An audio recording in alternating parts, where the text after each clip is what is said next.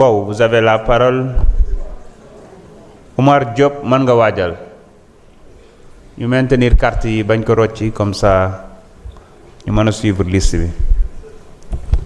Merci, Monsieur le Président, Monsieur le Ministre du Travail, Monsieur le Ministre chargé des relations avec les institutions, Madame, Monsieur les collaborateurs des ministres, mes chers collègues. Monsieur le Ministre, je vous avais interpellé en commission par rapport aux syndicalistes qui avaient contesté même vos rencontres.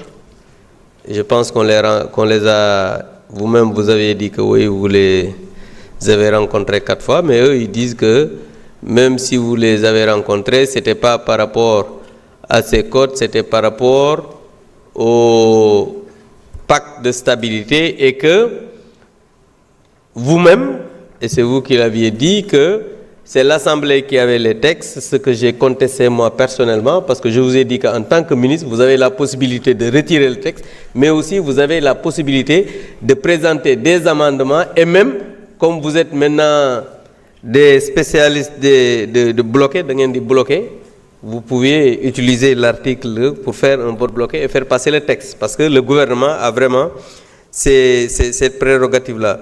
Et pour le CDD, c'est vrai, il y a eu un amendement d'un de nos collègues qui a été quand même accepté, mais les syndicalistes disent parce que l'ancien texte ne fait pas de commentaire, parce que là, il y a un commentaire, l'ancien texte dit que le contrat à durée déterminée est de 2 ans. Par exemple, parce que nous, on s'est inspiré du code de Napoléon. Et là-bas, on dit que le contrat à durée déterminée est de 18 mois, renouvelable une fois, mais le contrat et le renouvellement compris. Donc c'est 18 mois. Mais ici, on fait renouvelable une fois et on fait un commentaire jusqu'à aller vers 4 ans. C'est ce que les syndicalistes disent. Donc moi, je considère que le problème reste en l'état et que les textes ne devraient pas être, par exemple, moi à mon niveau, je pense que les textes ne devraient pas être amenés ici en session extraordinaire. On avait retiré le texte pour l'amener en commission. Il fallait donner le temps d'échanger avec les syndicats parce que c'est important, Monsieur le ministre. Parce que ces textes, ce sont des textes qui ont une importance capitale. Parce que Code du travail et Code de sécurité sociale, on l'a dit en commission, que ce n'est pas un code du travail, ce n'est pas un code du travailleur, c'est vrai, mais le travailleur doit être protégé parce que entre l'État, le travailleur et l'employeur, le plus vulnérable, c'est le travailleur.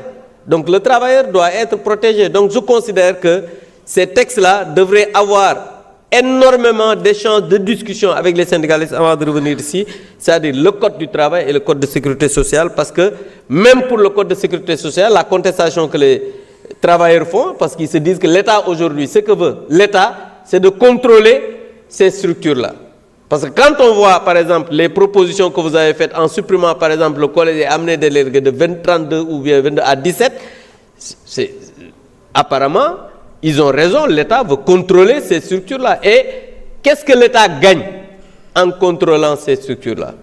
Parce que les travailleurs devraient quand même avoir la main sur ces contrats. Maintenant, par rapport, pour la première fois, je serai d'accord avec mon collègue Guy Marius Sagna pour les travailleurs licenciés, parce qu'il l'a dit tout à l'heure, mais aujourd'hui, vraiment exceptionnellement, je serai d'accord avec lui. Pour les travailleurs des structures publiques et parapubliques qui sont licenciés, parce qu'il y a les travailleurs du FERA, CDC, ACPEX, Dakar Demdik, Grand Théâtre, Port de Dakar, Lonage, Fonjup. Il y a même un rassemblement des travailleurs, des licenciés, RTS, travailleurs, rassemblement des travailleurs du Sénégal, licenciés du Sénégal. Ça, Monsieur le ministre, il faut voir ces travailleurs-là, échanger avec eux, essayer de régler le problème, parce que le pays va mal, et vous le savez, le travail va mal, et parce que le gouvernement, jusqu'à présent, par rapport au pacte qu'ils avaient signé, les syndicalistes, les travailleurs disent que le gouvernement n'a rien fait. Donc il faut bouger un peu, Monsieur le ministre. Merci. Merci, honorable. Omar Diop, vous avez la parole. Ramatoulaye Ndom se prépare.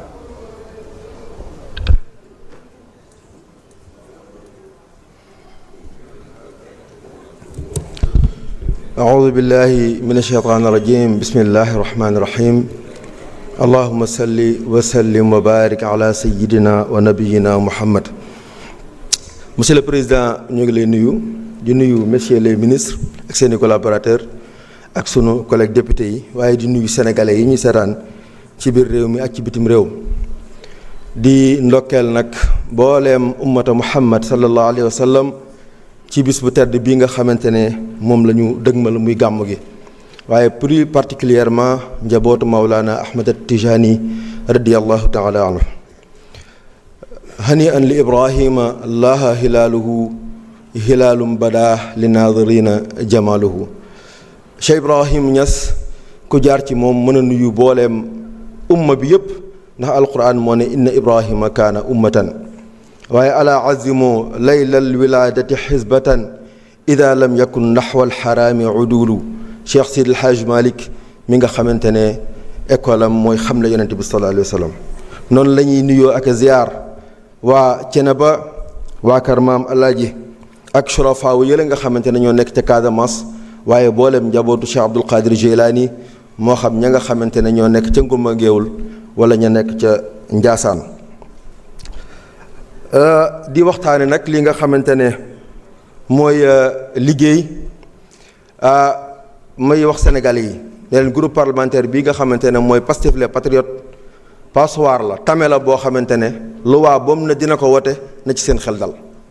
lépp lu cay seen droit lépp lu cay seeni privilège lépp lu leen cay aar tenir ren ko en compte. loolu moo waral yemuñu rek ci projet de loi ñëw ñu bëgg koo voté waaye dañoo daje ak syndicalistes yi ñu wax ñu nañ ko bëggee ak na nga xamante ne noonu lay arranger le travailleur sénégalais ñu dëppoo ca loolee doog koo fas yéenee voté.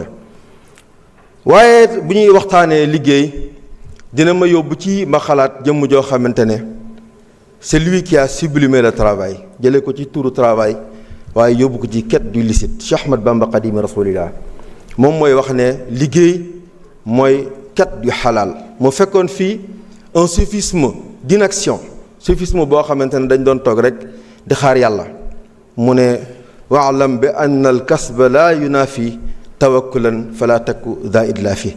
na ngeen xam ne li ngeen di wut ci yàlla wuutewul mukk nag ak ngeen di tuur seenu ñaq ndax kulu min at-tayyibaati wa amalu saalihan kenn ku nekk lu mel ne la ngay lekk loolu ngay jëf.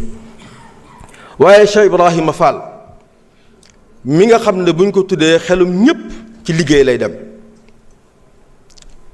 ak sunu mbokki Baay Faal yi ñoom it ñu leen di ndokkeel ci gàmmu gi ñoom ñi nga xamante ne ñooy wax ne jëf jël jëfal te jël doo fi jël mukk nag loo fi jëful kon jógal ca jël fu jëf taxaw nga sof ca jëf ndax yàlla ngay jëfal.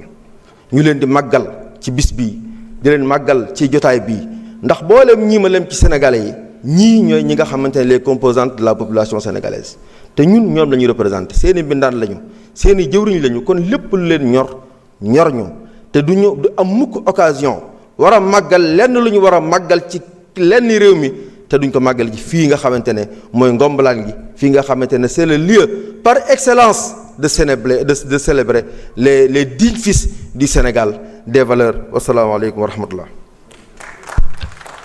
jërëjëf honorable Ramatoulaye Ndom mën nga ñëw jël kàddu Saliou Ndione mën nga waajal.